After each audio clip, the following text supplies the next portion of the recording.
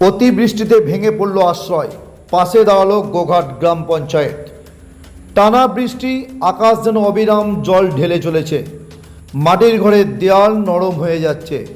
তবুও মায়া সাঁতরার কিছু করার উপায় ছিল না। দুপুরের দিকে যখন দুই ছোট্ট নাতি গভীর ঘুমে, হঠাৎ এক বিকট শব্দ, চোখের সামনে ধসে পড়ল ঘরের একাংশ। আতঙ্কে ছুটে আসে নাতিদের বাঁচান মায়া। ভাগ্যক্রমে বড়সড় ক্ষতি এড়ানো গেল, কিন্তু আশ্রয় হারালেন তারা। খবর ছড়িয়ে পড়তেই ছুটে আসে গোঘাট গ্রাম পঞ্চায়েতের সদস্যরা। শুধু সান্ত্বনার কথা নয়, হাতে তুলে দিলেন জরুরি ত্রাণ, ত্রিপল এবং একটি নতুন শাড়ি। মায়ার চোখে জল, কিন্তু সেই জল দুঃখের নয়, কৃতজ্ঞতার। বাংলা আবাস যোজনায় ইতিমধ্যেই মায়ার নাম রয়েছে। আশা, খুব শীঘ্রই নতুন ইট কাঠের ঘর হবে তার।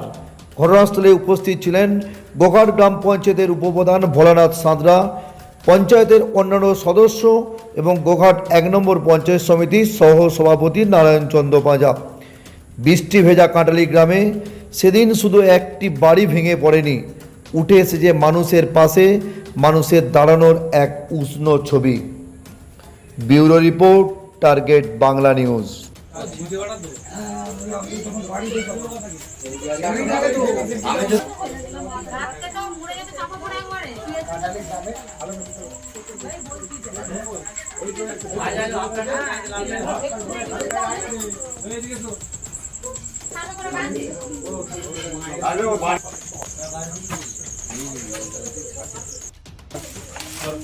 এটা শাড়ি দিচ্ছি, হ্যাঁ শাড়িটা খুলে এর উপরে দেন।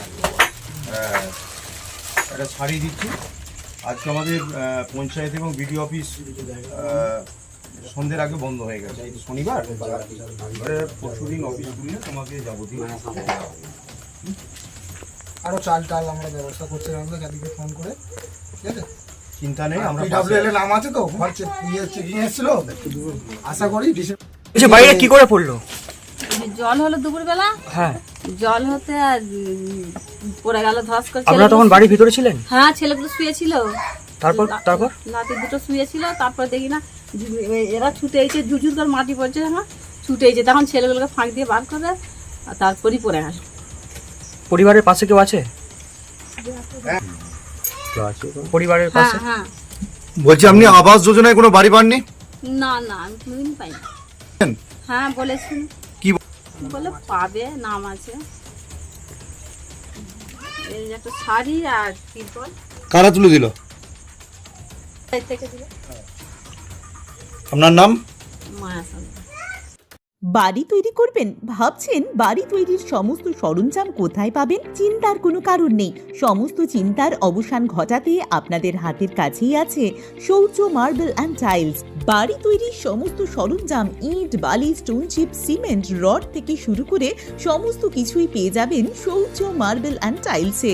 শুধু তাই নয়, বাড়ি তৈরি করলেন, বাড়িতে পাথর বসাবেন, টাইলস লাগাবেন, বেসিন লাগাবেন, তাও পাবেন শৌর্য মার্বেল অ্যান্ড টাইলসে। Marble, granite, tiles, sanitary, bath fittings দ্রব্যর একমাত্র বিশ্বস্ত প্রতিষ্ঠান। আমাদের ঠিকানা হলো ভগবতী বালিকা বিদ্যালয়ের পাশে। আমাদের দ্বিতীয় কাউন্টারটি হলো গোঘাট ১ বিডিও অফিসের গেটের সম্মুখে।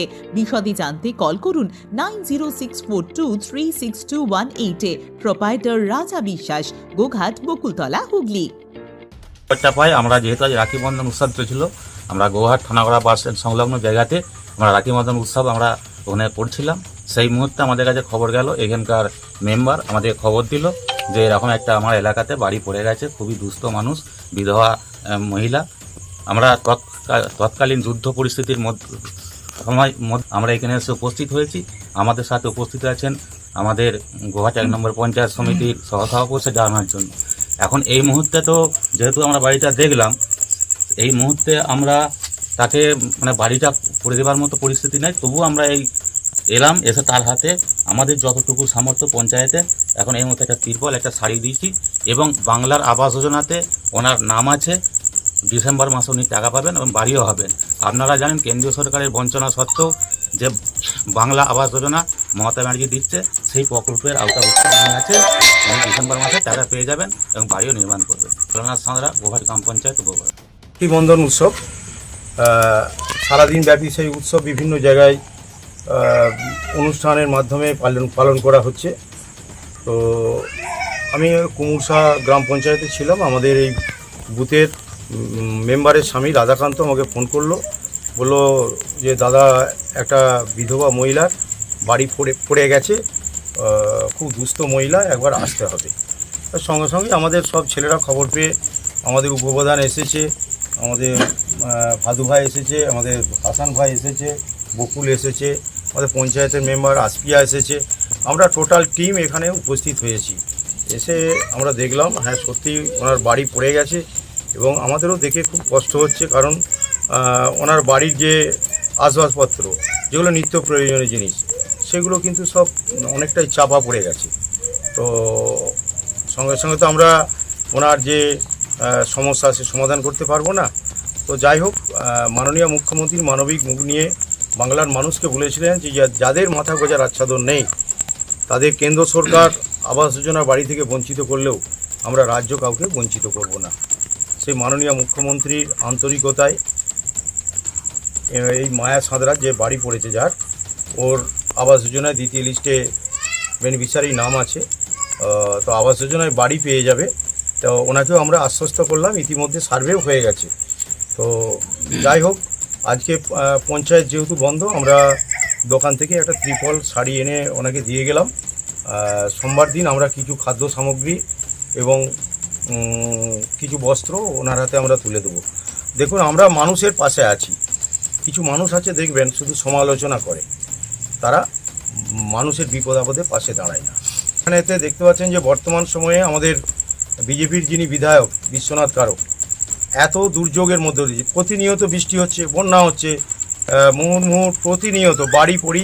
আমার নাম নারায়ণচন্দ্র পাঁজা, সহকারী সভাপতি, গোঘাট 1 নম্বর পঞ্চায়েত সমিতি। কতুলপুরে সর্বপ্রথম এমআরআই পরিষেবা যুক্ত 110 বেডের মাল্টি স্পেশালিটি হসপিটাল হল মেডিকেয়ার জেনারেল হসপিটাল।